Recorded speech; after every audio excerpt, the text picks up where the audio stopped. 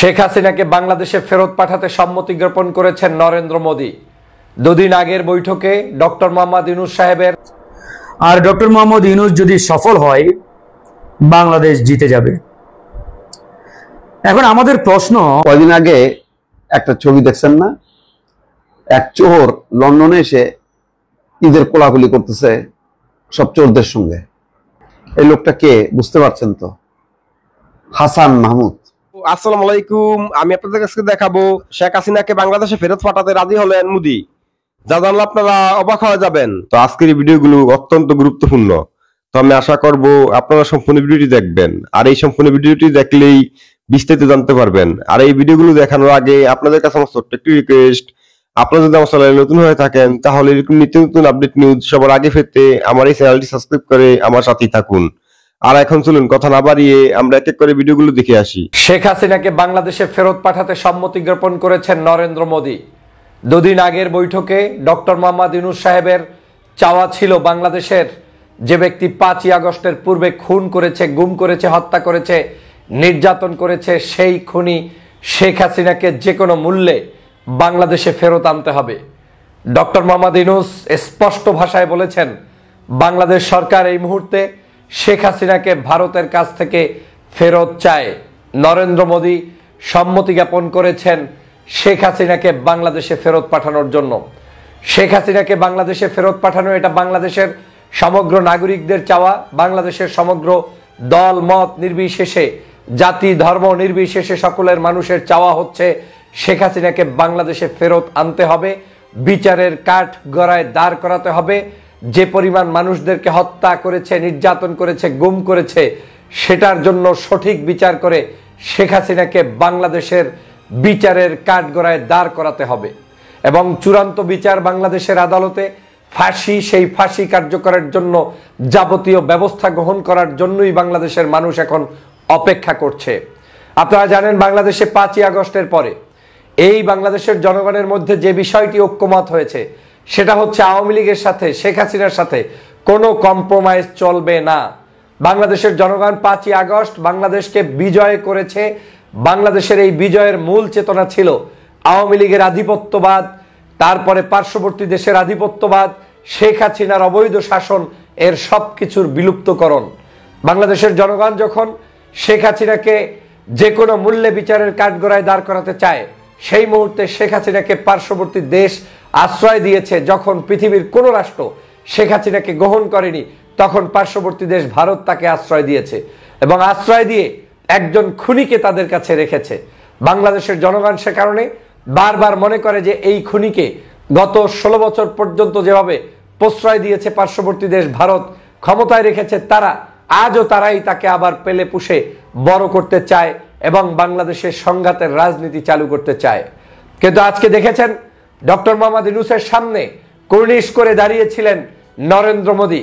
নরেন্দ্র মোদী যখন বৈঠকে ডাকলেন এবং সেই বৈঠকে ডক্টর মোহাম্মদ ইউনূস সাহেব প্রবেশ করছেন, তখন নরেন্দ্র মোদী কিন্তু কিঞ্চিত বাঁকা হয়ে সামনের দিকে ঝুঁকে পড়ে হাতগুলোকে কুর্নিশ করে তারপরে নরেন্দ্র মোদী ডক্টর মোহাম্মদ ইউনূসকে ওয়েলকাম জানালেন। তাদের ভারতের সকল উচ্চপদস্থ কর্মকর্তারা দাঁড়িয়ে তাকে সম্মান জানালেন। এটাই হচ্ছে প্রফেসর ডক্টর মোহাম্মদ ইউনূসের লীলা খেলা। আজকের এই বাংলাদেশে আমি বিশ্বাস করি ডক্টর মোহাম্মদ ইউনূস যেভাবে আগাচ্ছেন, তিনি যে কোনো মূল্যে এই ফ্যাসিস্ট শেখ হাসিনার সকল অপরাধের বিচার কার্যক্রম করতে সক্ষম হবেন বলে আমরা বিশ্বাস করি। তবে বাংলাদেশের এই সময়ে ভারতের কাছে আমাদের একটাই প্রধান চাহিদা, সেটা হচ্ছে শেখ হাসিনাকে ফেরত দাও। শেখ হাসিনাকে ফেরত না দিয়ে তোমাদের সাথে আমাদের কোনো সম্পর্ক থাকতে পারে না। কূটনৈতিক সম্পর্ক আমি যদি জোরদার করতে চাই, তাহলে সবার আগে হচ্ছে আমার দেশের নাগরিকদেরকে যেই খুনি খুন করেছে তাকে আমাদের দেশে ফেরত আনতেই হবে। আমি ডক্টর মোহাম্মদ ইউনূসকে ধন্যবাদ জানাই। তিনি দায়িত্বহীন ভাষায় আজকের সেই নরেন্দ্র মোদীর সাথে বৈঠকে বসে শেখ হাসিনাকে বাংলাদেশে ফেরত আনার ব্যাপারে যে আওয়াজ তুলেছেন, এটা অত্যন্ত দেশবাসীর জন্য, রাষ্ট্রের জন্য একটা মঙ্গলকর তিনি আহ্বান তুলেছেন। আজকে আপনারা জানেন, ডক্টর মোহাম্মদ ইউনূস যখন সেখানে উপস্থিত হয়েছেন, তাকে দেখে তারা যেভাবে সম্মান জানিয়েছেন, এটার মাধ্যমে প্রমাণ হয় ভারতের সকল রাগ ঢাক শেষ হয়ে গিয়েছে। এখন ভারত যে কোনো মূল্যে ডক্টর মোহাম্মদ ইউনূসের সাথে সম্পর্ক জোরদার করতে চায়। ডক্টর মোহাম্মদ ইউনূস যখন বিভিন্ন দেশে সফর করেছেন, বিশেষ করে চায়না সফর শেষ করেছেন, তখনই পার্শ্ববর্তী দেশের মাথা নষ্ট হয়ে গিয়েছে। ইতিমধ্যেই ডক্টর মোহাম্মদ ইউনূসকে উদ্দেশ্য করে নরেন্দ্র মোদী বলেছেন, আপনার উপরে শেখ হাসিনা যেটা করেছে সেটা অন্যায় করেছে, শেখ হাসিনা আপনার উপরে যা করেছে সেটা আমরা মেনে নিতে পারি না। এই হচ্ছে তাদের ভাষা, এই হচ্ছে তাদের বক্তব্য। এখন তারা বুঝতে সক্ষম হয়েছে ডক্টর মোহাম্মদ ইউনূসের প্রতি যে আচরণ করা হয়েছে সেটা কোনোদিন সঠিক ছিল না।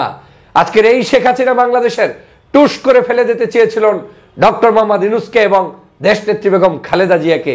মনে আছে আপনাদের নিশ্চয়ই যে পানিতে চুবান দিয়ে তারপরে তাদেরকে তুলতে চেয়েছিল, আর একজনকে তো একদম টুস করে ফেলে দিয়ে মেরেই ফেলতে চেয়েছিল। কিন্তু আজকের এই বাংলাদেশের জনগণ দেখছে যে ব্যক্তি এত অহংকার দাম্ভিকতা দেখালেন তিনি আজকের বাংলাদেশ থেকে নিশ্চিহ্ন হয়ে গিয়েছেন।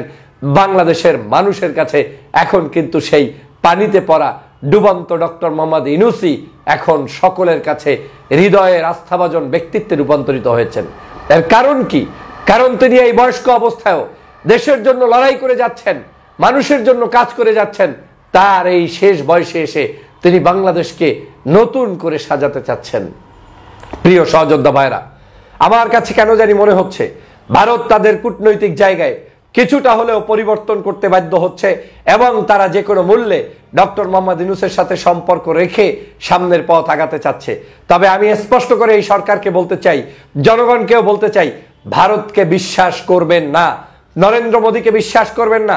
তারা যখন দেখছে যে তারা পরাস্ত হয়েছে, তারা যখন দেখেছে বিভিন্ন আন্দোলন করে তারা ব্যর্থ হয়েছে, যখন দেখেছে যে বিভিন্নভাবে চক্রান্ত করেছে আমাদের বাংলাদেশে শেখ হাসিনাকে ইনপুট করানোর জন্য, তখন তারা ব্যর্থ হয়ে এখন নতুন পলিসি আবিষ্কার করেছে, সেটা হচ্ছে তোষামদের রাজনীতি। আবার নতুন পলিসি আবিষ্কার করেছে ডক্টর মোহাম্মদ ইউনূসের সাথে সম্পর্ক বজায় রাখা। আমার সন্দেহ হয় এই সম্পর্কের মধ্য দিয়ে তলে তলে তারা ভিন্নভাবে ভিন্ন কিছু চিন্তা করতে পারে। সে কারণে ইউনূস সাহেব সহ সবাইকে সতর্ক থাকতে হবে।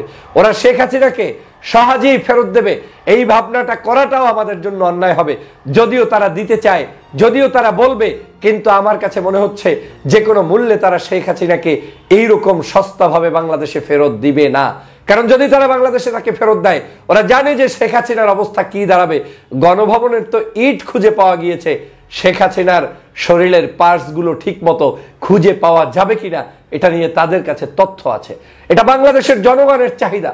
জনগণ তাকে পেলে কোনো অবস্থায় মুক্তি দিবে না, সে কারণে হয়তো তারা কোনো অবস্থায় শেখ হাসিনাকে বাংলাদেশে ফেরত দিবে না। শুধু তাই নয়, এই শেখ হাসিনাকে দিয়ে বাংলাদেশের আরো গভীর ষড়যন্ত্র করতে চায় ভারত এবং তার পার্শ্ববর্তী তাদের সকল লওয়াকাণ্ডা যারা রয়েছেন তারা। সে কারণে শেখ হাসিনাকে ব্যবহার করতে তারা চায়। আমি সে কারণে মাঝে মাঝে মনে করি যে এই শেখ হাসিনাকে হয়তো তারা ফেরত নাও দিতে পারে, না দেওয়ার কথাই। এবং এই শেখ হাসিনা আবার অনেক সময় আমার কাছে মনে হয় যে বাংলাদেশে ফেরত এনলেও আপনার যে অশান্তি তার চাইতে যদি বিদেশে অবস্থান করে সেখানে বসে যা করে তাও তো অনেক সময় ভালো। তবে আমাদের বাংলাদেশের মানুষের ক্ষোভের অবস্থানটা এমন যে আমরা ওই ভালো চাই না, আমরা চাই তাকে ডেকে এনে বিচার করে আমার ভাইয়ের রক্ত যেভাবে ঝরিয়েছে, আমার বোনের রক্ত যেভাবে ঝরিয়েছে, বাংলার মানুষের যেভাবে ক্ষতি সাধন করেছে, আমরা স্পষ্ট জাতির সামনে শেখ হাসিনাকে রাস্তায় দাঁড় করিয়ে বিচার করতে চাই, জনতার আদালতে বিচার করতে চাই, গণ আদালতে বিচার করতে চাই। আমাদের সেই বিচারে আপনাদের সবাইকে সহযোগিতা করতে হবে। অতএব আমাদের এই আওয়াজ থাকবে, আমরা এই আওয়াজ চলমান রাখবো। আমরা ভারতের কাছে, নরেন্দ্র মোদীর কাছে আমাদের যে প্রত্যাশা, সে প্রত্যাশা আজকে যেভাবে ব্যক্ত করেছি আগামী দিনেও করব। আমি ভারতের কাছে স্পষ্ট বার্তা দিতে চাই, আপনারা কি বাংলাদেশের জনগণের সাথে সম্পর্ক রাখবেন নাকি আপনারা কোনো একটি ব্যক্তি গোষ্ঠীর সাথে সম্পর্ক রাখবেন? যদি মনে করেন পররাষ্ট্রনীতিতে আপনারা সফল হতে চান, তাহলে আসুন বাংলাদেশের জনগণের মনের কথা, আবেগ বোঝার চেষ্টা করুন। জনগণ কি চায় সেটাকে বাস্তবায়ন করুন। জনগণ চায় শেখ হাসিনার বিচার, জনগণ চায় আপনারা তাদেরকে কোনোভাবে প্রশ্রয় দিবেন না। যদি আপনারা সেটা না করতে পারেন তাহলে আপনাদের সাথে বাংলাদেশের সম্পর্ক কোনোদিন জোরালো হবে না। দেশের বান কেটে, মানুষের ক্ষতি করে, গণতন্ত্রকে ধ্বংস করে আপনারা আশায় থাকবেন আমরা আপনাদেরকে মেনে নিব, সেই সুযোগ আর হবে না। আমাদের এই বাংলাদেশে 5ই আগস্টের বিজয় শুধু আওয়ামী লীগকে পতনের জন্য নয়, বাংলাদেশের এই 5ই আগস্টের বিজয় হয়েছে ভারতের সকল আধিপত্যবাদের বিরুদ্ধে। অতএব আমরা সংগ্রাম করতে শিখে গিয়েছি, আমাদের সংগ্রাম অব্যাহত থাকবে। আসুন শেখ হাসিনাকে ফেরত দিন, শেখ হাসিনাকে ফেরত দিয়ে প্রমাণ করুন আপনারা বাংলাদেশের গণতন্ত্রের পক্ষে, মুক্তিকামী মানুষের পক্ষে এবং খুনি হত্যাকারীদের বিপক্ষে। ডক্টর মোহাম্মদ ইউনূস, আমি মনে করি তিনি বাংলাদেশের ইতিহাসে এক মহামূল্যবান সম্পদ, এবং এই সম্পদ যদি ফেইলিওর হয় বা ব্যর্থ হয়, বাংলাদেশ হেরে যাবে। আর ডক্টর মোহাম্মদ ইউনূস যদি সফল হয়, বাংলাদেশ জিতে যাবে। এখন আমাদের প্রশ্ন, ডক্টর মোহাম্মদ ইউনূস যিনি বাংলাদেশের এক অমূল্য সম্পদ, মহামূল্যবান রত্ন, এই রত্নকে উনার চতুর্দিকে যারা রয়েছেন তারা আসলে কতটুকু সফল হতে দেবেন বলে আপনারা মনে করেন? আমি সে বিষয়ে আজকে আলোচনা করব। আপনারা যারা লাইভটি দেখছেন এবং দেখবেন, দয়া করে আপনাদের মহামূল্যবান মতামত দিয়ে আমাদেরকে সহযোগিতা করবেন। আমি আজকে বেশ কিছু গুরুত্বপূর্ণ তথ্য আপনাদের সামনে হাজির করতে চাই। যে মহামূল্যবান সম্পদ বা রত্ন, যার উপরে বাংলাদেশের আগামীর ভবিষ্যৎ নির্ভর করছে, তিনি আসলে কতটুকু সফল হবেন বা ব্যর্থ হবেন সেটি নিয়ে ইতিমধ্যে বিস্তর আলোচনা শুরু হয়েছে, হচ্ছে, ভবিষ্যতেও হবে। এবং এটি নিয়ে আমাদের অনেক কথাই বলতে হচ্ছে এবং হবে। এবং আমরা এটাও মনে করি, শহীদ প্রেসিডেন্ট জিয়াউর রহমানের পরে হয়তোবা যদি আল্লাহ কপালে লেখে রাখেন বা থেকে থাকে, তাহলে ডক্টর মোহাম্মদ ইউনূস তিনি হবেন একজন সফল রাষ্ট্রনায়ক। এই যে আমরা আশঙ্কা করছি, জনগণের যে এক্সপেকটেশন, প্রত্যাশা, ডিমান্ড, এটা আসলে কতটুকু বাস্তবায়ন সম্ভব সেটি নিয়ে ইতিমধ্যে জনমনে নানান প্রশ্নের জন্ম দিয়েছে এবং উদ্রেক হচ্ছে। এবং এই প্রশ্নগুলো সামনে আসাটা কোনোভাবেই অস্বাভাবিক কোনো ঘটনা নয়। সেই বিষয়গুলোই আজকে আমরা উদাহরণ সহ আপনাদের সামনে আলোচনা করার চেষ্টা করব। যেমন ধরেন, ডক্টর মোহাম্মদ ইউনূস তিনি একদিনে 5টি দেশের রাষ্ট্রপ্রধানের সাথে মিটিং করেছেন। এটা অবশ্যই বাংলাদেশের ইতিহাস একটা মাইল ফলক। ইতিপূর্বে বা স্বাধীনতার পর থেকে এই 54 বছরে একদিনে 5টি দেশের রাষ্ট্রপ্রধানের সাথে বৈঠকের ঘটনা আমি মনে করি বাংলাদেশের ইতিহাসে আর কেউ করতে পারে নাই, যেটি ডক্টর মোহাম্মদ ইউনূস সম্ভব করেছেন। এক কথায় বলতে গেলে তিনি অনেকটাই অসম্ভবকে সম্ভব করে দেখিয়েছেন। এবং আমাদের বাংলাদেশের আমি মনে করি চিরশত্রু, যারা স্বাধীনতার পর থেকে কোনোদিন মনে প্রাণে বাংলাদেশকে স্বাধীন সার্বভৌম দেশ হিসাবে মেনে নিতে পারে নাই, সেই ভারতের সাথে বা ভারতের সরকার প্রধানের সাথে ডক্টর মোহাম্মদ ইউনূসের থাইল্যান্ডে বৈঠক হয়েছে।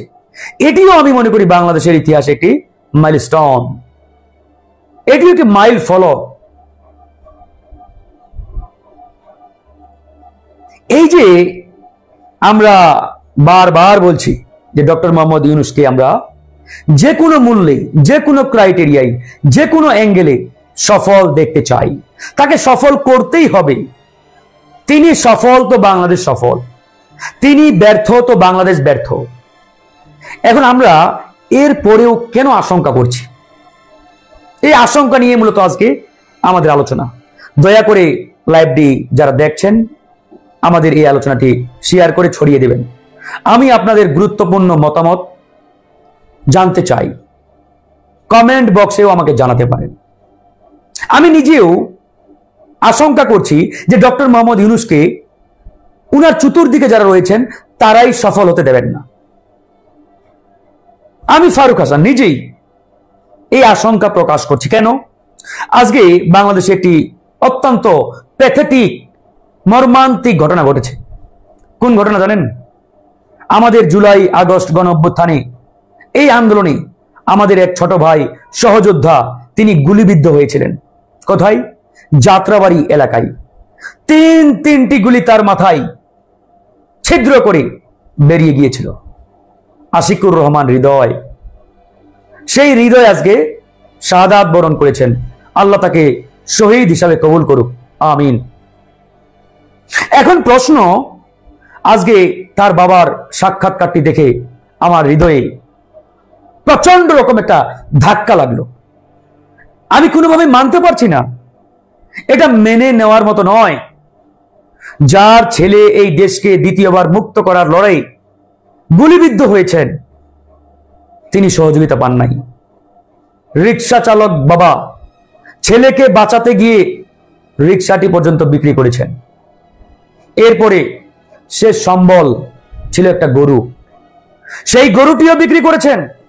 সেই রিক্সা গরু বিক্রির টাকা দিয়ে ছেলের চিকিৎসার চেষ্টা করেছেন। সব শেষে ছেলেকে বাঁচাতে পারেন নাই, আল্লাহর জিম্মায় চলে গেছেন আমাদের প্রিয় শহীদ হৃদয়। এবার আসেন, সরকার গঠনের পরে একটা জুলাই শহীদ স্মৃতি ফাউন্ডেশন নামে একটা ফাউন্ডেশন করেছেন। খুব ভালো উদ্যোগ ছিল, আমরাও স্যালুট জানিয়েছিলাম, বাহবা দিয়েছিলাম। শুরুতে কাকে দায়িত্ব দেওয়া হলো সবাই আপনারা জানেন। সেখানে এরপরে সার্জিসকে যুক্ত করা হলো। নানান নাটকীয়তা এটা সেটার পরে সার্জিস আবার সেখান থেকে বেরিয়েও গেলেন। কেন বেরিয়ে গেলেন এটা নিয়ে অনেক কথা আছে, অনেক আলোচনা আছে, সেদিকে আমি আর না যাই। আপনারা একটু অনুসন্ধান করলেই খুঁজে বের করতে পারবেন। এবার আসেন, এই জুলাই শহীদ স্মৃতি ফাউন্ডেশনের কাজটা কি? এটার দায়িত্বে ডক্টর মোহাম্মদ ইউনূস। তারপরে এটাকে দেখভাল করার জন্য আরো দুইজনকে দায়িত্ব দিয়েছেন এবং একটা বডি আছে। হ্যাঁ, পুরো বাংলাদেশকে যদি আপনি ডক্টর মোহাম্মদ ইউনূসের মাথায় চাপিয়ে দেন, কোনোভাবেই বাংলাদেশ সফল হবে না। তিনিও একজন মানুষ, মনে রাখতে হবে তিনিও একজন মানুষ।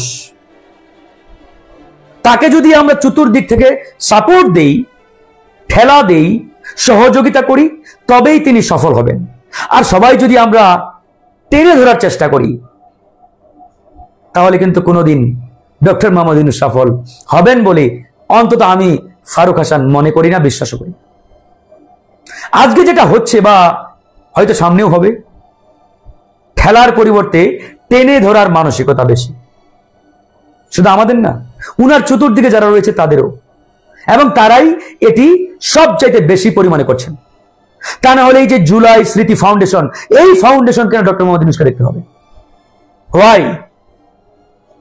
তার মাথার উপরে আরো গুরু দায়িত্ব রয়েছে। এই দেশকে সিঙ্গাপুর কিংবা মালয়েশিয়ার কাতারে নিয়ে যাওয়ার জন্য অত্যন্ত মহামূল্যবান দায়িত্ব জনগণ উনার কাঁধে অর্পণ করেছেন। উনাকে যদি ওই জুলাই ফাউন্ডেশনও দেখা লাগে, ওই এটাও দেখা লাগে, ওই একটা ছাগল চোরকে ধরার জন্য তার নির্দেশ দেওয়া লাগে, তাহলে তো হাসিনার মতন একটা অবস্থা। এর আগে আমরা বারবার বলেছি যে একটা ছাগল চোরকে গ্রেপ্তার করার জন্যও শেখ হাসিনার পারমিশন প্রয়োজন ছিল। ওই ছিল স্বৈরাচার ফ্যাসিস্ট আওয়ামী আমল।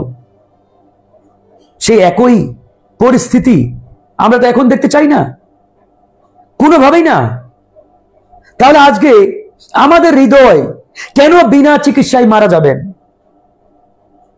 কেন তার গরিব বাবা, যার শেষ সম্বল একটা ভ্যান, সে ভ্যানটা বিক্রি করে কেন তার সন্তানের চিকিৎসা করতে হবে তাকে? তার ছেলে তো ওই মারামারি করতে গিয়ে গুলি বিদ্ধ হন নাই, দেশকে রক্ষার জন্য লড়াই করতে গিয়ে মাথায় গুলিবিদ্ধ হয়েছেন। তাহলে ওই আশিকুর রহমান হৃদয়ের দায়িত্ব এই রাষ্ট্র কেন নিতে পারে না? কেন নিতে পারল না এই রাষ্ট্র? এই জবাব দিয়ে অবশ্যই বর্তমান এই সরকারের চতুর্দিকে যারা রয়েছেন তাদেরকেই দিতে হবে। তাদের কাছে এই জবাব দিয়ে আমরা চাই। ভণ্ডামি অনেক করেছেন, অনেক ভণ্ডামি করেছেন, আর ভণ্ডামি চলতে দেওয়া যাবে না। আমার ভাই আশিক, সে বিনা চিকিৎসায় মারা যাবে, আর 2 দিনের বৈরাগীরা লাখ টাকার পোশাক পরবে আর কোটি টাকার গাড়িতে চড়ে এসির হাওয়া খাবে। এটা কি মেনে নেওয়া যায়? আপনারা বলুন। ডক্টর মোহাম্মদ ইউনূসকে নিয়ে আমাদের কোনো আপত্তি নেই। আমরা চাই তিনি অন্তত এই বাংলাদেশকে সিঙ্গাপুর কিংবা মালয়েশিয়ার কাতারে নিয়ে যাওয়ার জন্য যতদিন প্রয়োজন থাকুক, কিন্তু সমস্যাটি ওই জায়গায় নয়, সমস্যাটি আরেক জায়গায়। এই সমস্যাটি না ধরার কারণেই অনেকেই আমাদের গালিগালাজ করেন, না বুঝে বাজে মন্তব্য করেন। ভাই, আমরাও তো ইউনূস স্যারের সফলতা চাই, কিন্তু উনাকে সফল হতে দেবেন না ওনার চতুর্দিকে যারা আছেন। আমি এর আগে একটা প্রমাণ আপনাদের সামনে তুলে ধরেছিলাম। কিছুদিন আগে আপনারা নিশ্চয়ই দেখেছেন যে আমাদের এই জুলাই আন্দোলনে যারা আহত তাদের জন্য কোটা সুবিধা নেওয়ার বা দেওয়ার সিদ্ধান্ত নিয়েছিল এই সরকারের কতিপয় চামচা। এদের আমি চামচা বলবো, কারণ আপনারা জানেন যে কোটা নামক এই শব্দটা শুনলেই বাংলাদেশের ছাত্র জনতার হৃদয়ে আগুন দাউ দাউ করে জ্বলে ওঠে। কারণ হাসিনার আমলে আমরা হাসিনাকেও বলেছিলাম যে আপনি এই কোটাটা বাদ দিয়ে প্রয়োজনে যারা বীর মুক্তিযোদ্ধা রয়েছেন 1971 সালে যারা রণাঙ্গনে যুদ্ধ করেছেন, ইভেন তাদের সন্তান পর্যন্ত যারা আছে, তাদেরকে আপনি সর্বোচ্চ রাষ্ট্রীয় সুযোগ সুবিধা দেন, এরপরে কোটা দিয়েন না। এই কোটা নামক শব্দটা মুছে দেন। হাসিনা শুনে নাই, যার ফলে হাসিনার পরিণতি আজকে বাংলাদেশের জনগণ দেখতে পাচ্ছে। তো একই বিষয়টি যদি আপনি আবারও সামনে দাঁড় করানোর চেষ্টা করেন, তাহলে বুঝতে হবে আপনার খাসলত একবারই খারাপ, একবারই খারাপ। তাহলে এই যে যারা জুলাই আহত আমাদের সহযোদ্ধা, এদের জন্য কোটা কোন পণ্ডিত এই সিদ্ধান্ত নিলেন বলেন তো? এই পণ্ডিত যারা, এরাই ডক্টর মোহাম্মদ ইউনূসকে ব্যর্থ করবে। আমি ফারুক হাসান চ্যালেঞ্জ দিয়ে বলতে পারি, লিখে রাখেন, এই পণ্ডিতরা হচ্ছে আওয়ামী দালাল। কারণ তারা জানতো যে এই মুহূর্তে বাংলাদেশের জনগণকে খেপানোর অস্ত্র একটাই, সেটা কি? এই মুহূর্তে যদি আমরা কোটা ব্যবস্থা চালু করতে পারি, তাহলে জনগণ আবার খেপে যাবে, ডক্টর মোহাম্মদ ইউনূসের বিরুদ্ধে দাঁড়াবে। এই জন্যই ওই পণ্ডিতরা কোটা সুবিধা সামনে নিয়ে আসার চেষ্টা করেছিল। আর ওই পণ্ডিতরাই ডক্টর মোহাম্মদ ইউনূসের চতুর্দিকে রয়েছেন বড় বড় চেয়ারগুলোতে। দে আর দ্য ডেভিলস। আমি ফারুক হাসান আপনাদের সামনে ধরিয়ে দিলাম, এরাই ডক্টর মোহাম্মদ ইউনূসকে ব্যর্থ বানাবে। যেখানে হওয়ার কথা ছিল আমাদের আহত সহযোদ্ধাদের সর্বোচ্চ ট্রিটমেন্টের ব্যবস্থা করা, প্রয়োজনে আমেরিকা পাঠানো, সিঙ্গাপুর পাঠানো, মালয়েশিয়া পাঠানো এদেরকে ট্রিটমেন্ট দেওয়ার জন্য, তা না করে এদের কোটা দিচ্ছে। What is stupidity! চিন্তা করে দেখেছেন? আপনাকে চিন্তা করে দেখেছেন? আর ঠিক একই কায়দাই আজকে আমার ভাই শহীদ হৃদয়, তাকে জীবন দিতে হলো, তাকে জীবন দিতে হলো বিনা চিকিৎসায়, বিনা ট্রিটমেন্টে। এটাকে মানা যায় ভাই বলেন তো? এখন এই বিষয়টাও যদি ডক্টর মোহাম্মদ ইউনূসকে দেখতে হয়, তাহলে তিনি কিভাবে সফল হবেন?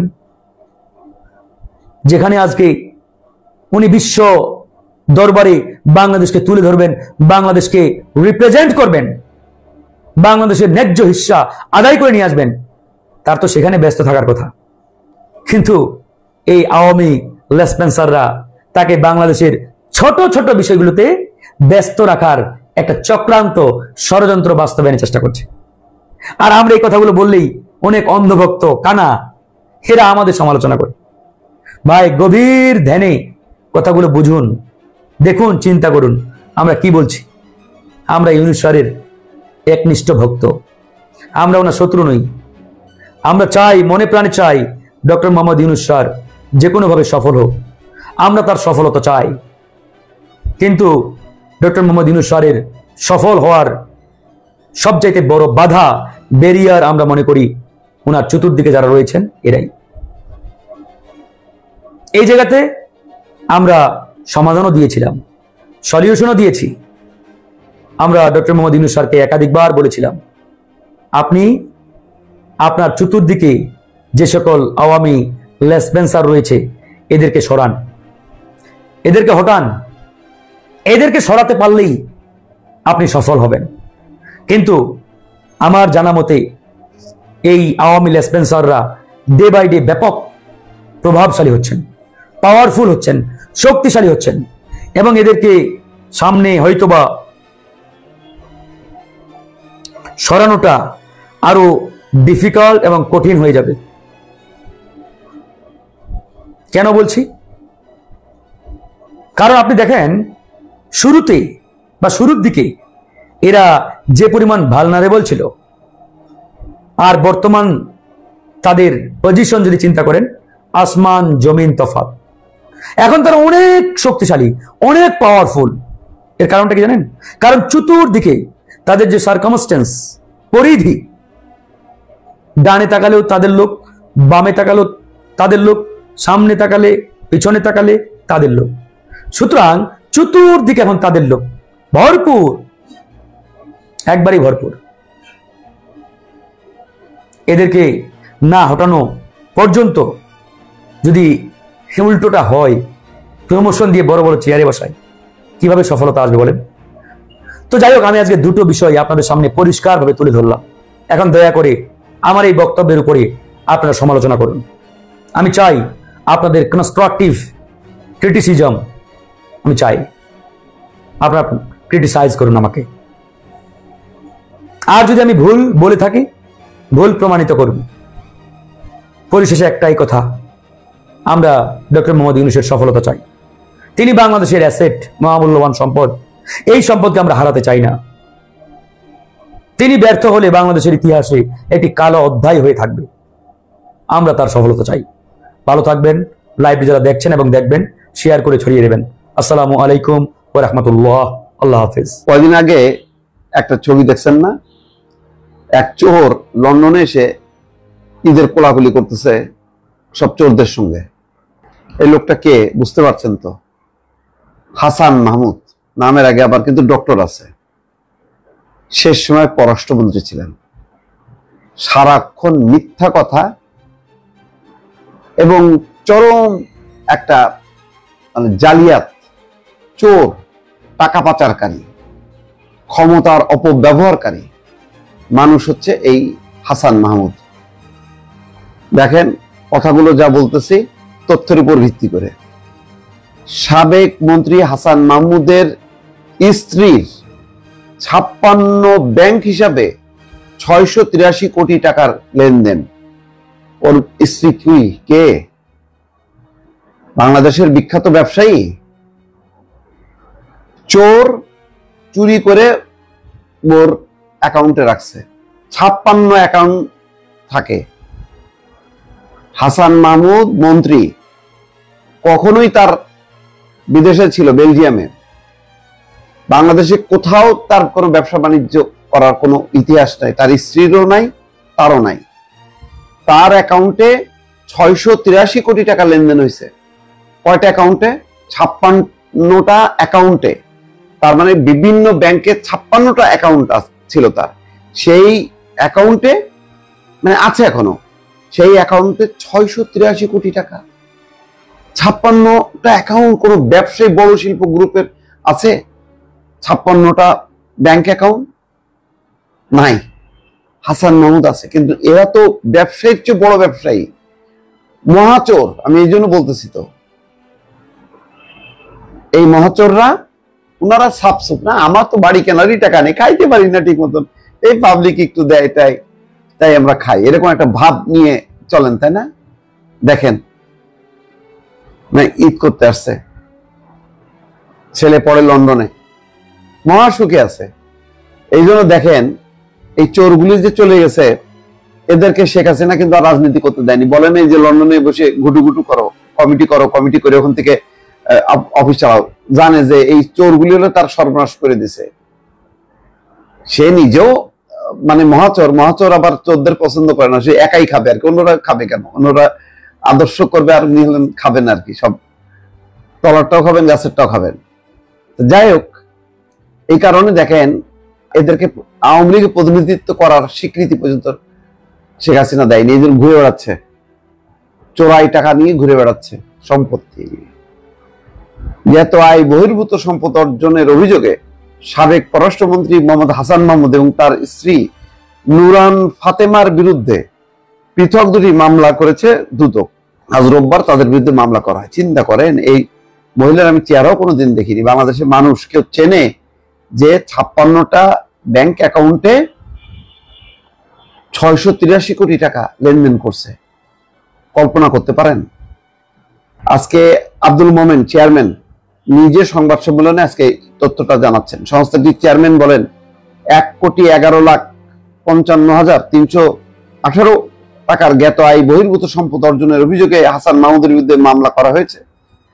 তার 9টা ব্যাংক হিসাবে 39,37,37,567 টাকা সন্দেহজনক লেনদেন আছে।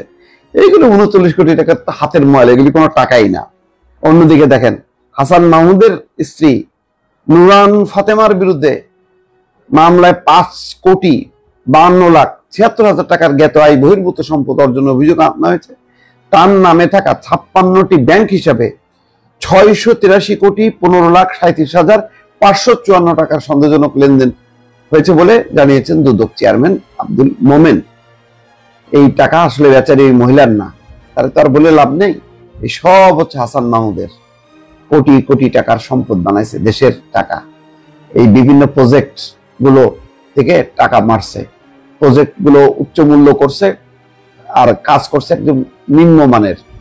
সেখান থেকে বিশাল বিশাল কমিশন খাইতে খাইতে এরা 15 বছর, আর 15 বছর থাকলে এরা সব সৌদি আরবের একজন রাজা বাদশা হয়ে যেত। দর্শক ভালো থাকবেন, আল্লাহ হাফেজ। তো আমি আশা করছি আপনারা সম্পূর্ণ ভিডিওটি দেখেছেন। তো আপনাদের যদি এই বিষয়টি নিয়ে কোনো মতামত থাকে আমাকে অবশ্যই কমেন্টে জানাবেন। আর আপনারা যদি আমার চ্যানেলে নতুন হয়ে থাকেন তাহলে আমার এই চ্যানেলটি সাবস্ক্রাইব করে আমার সাথেই থাকুন। তো দেখা হচ্ছে পরবর্তী ভিডিওতে। সে পর্যন্ত সবাই ভালো থাকবেন, সুস্থ থাকবেন। আল্লাহ হাফেজ।